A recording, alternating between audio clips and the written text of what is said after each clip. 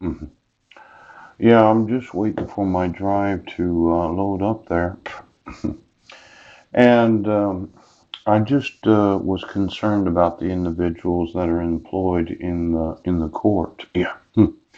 See, there's what's known as the arm of the court. It's an officer of the court who performs tasks or duties related to the court's functions. Yeah. This term is sometimes applied to a governmental department, yes, such as the probation department that similarly serves the court. Yeah. Now, yesterday we talked about that probation officer that served me the protection order. Yeah. From the state of Washington, but it looks like a probation department serves the court of jurisdiction. Yes. And is the arm of the court. Now, let's say you're employed. Yes. You're one of these employees of the court. Right. And I emailed you. I emailed the probation officers. Yes. I emailed them today what is a forgery. Yep. hmm And then there's the issue of the petition for dissolution. Yes. Where it's not the date of the petition for dissolution. Yep. Then there's a summons, confidential report, affidavit, financial declaration, proposed parenting plan, child support, child support, child support, and then sheriff's return of service May 31st. Sheriff's return of service May 31st. There's two sheriff's return of service, right? Now, I don't exactly know what the other one is, right? But I was actually arrested at the same moment of being served. And just kind of thinking about it, I was arrested on the 27th and arraigned on the 29th. Yes. Wait, just a second here. I know I made some screen prints of it. Yep. Well, what happened was my wife motioned the court on May 24th of 2012 for petition for dissolution. Yeah. And the court cannot act on the actual dissolution for 90 days. Now, they probably have a good reason for why they do that. Yeah. Some people don't get divorced. Yeah. And the court may be thinking, well, if we don't have the ability to act until it is over 90 days elapsed, yes, that quite possibly people won't get divorced. Yep. Now, corruption, kidnapping, prison conspiracy, defraud the United States. That's not the one I'm looking for. Well, let's see, civil procedure, 2012. Let's see here. Oh, the agreement in Seattle. Are there any employees in the city of Seattle?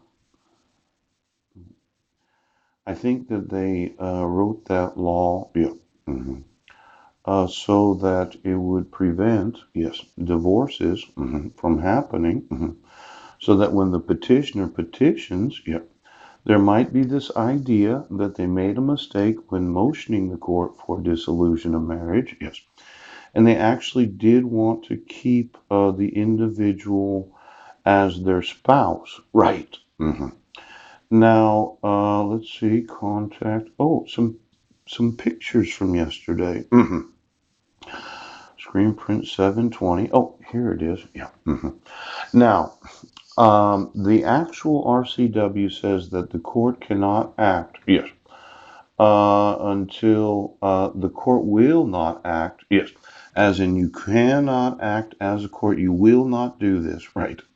On the petition until 90 days has elapsed from the filing and service of summons. Yes.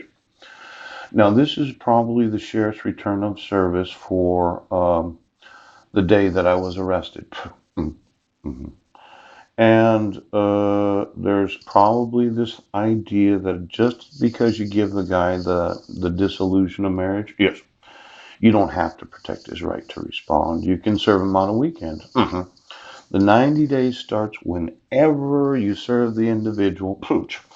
But just thinking about it, to be able to respond to a dissolution of marriage, yeah, it would be the next day that the court is actually open that you could respond because you have 90 days. That would be from day one until the 90th day. Yes. So really, it would be the Tuesday after Memorial Day, yeah, that I could have responded. Now, of course, I was being arraigned that day. Yes, I'd been in jail all weekend. And it makes it difficult to respond that first day. Yes, when you're in jail. Oh, now let's see here. Car acted Memorial Day 2012. Yeah. Now, just going through it, it was Monday the 28th of 2012. Yeah, Memorial Day. I remember being in jail that day. I was arrested at 7 p.m. Yeah.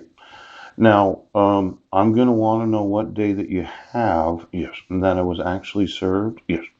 See, the way that I look at it, yes, I was in jail on Memorial Day, and then on the 28th was Memorial Day, 29th was a Tuesday, yeah, yeah. And that's when I got out of jail, after I'd gone to court, yes, when I was trying to get a ride back to where I lived at, yes. Now, the next day should have began that because the court was open that day, and if I had responded on the first day, yes, after being served, because it's difficult. Let's say you serve somebody at 9 a.m. on an actual work day where the court is open. You read the thing, yes, you run in there and you say, I don't want a divorce, and that's your response. Now, it's possible that you could have the individual known as the petitioner served the same day as your response. Yep. Because I remember it, I went to the county clerk. Yes, I gave her all the documentation. She said, "Do you want to put all this in there?" I said, "Yep, all 50 pages of documentation." And then the five written pages. Yes. And then I went to the sheriff's department and I said, "Well, I'd like you to serve this on the petitioner." Yes. Paid the $65 for service. Yep.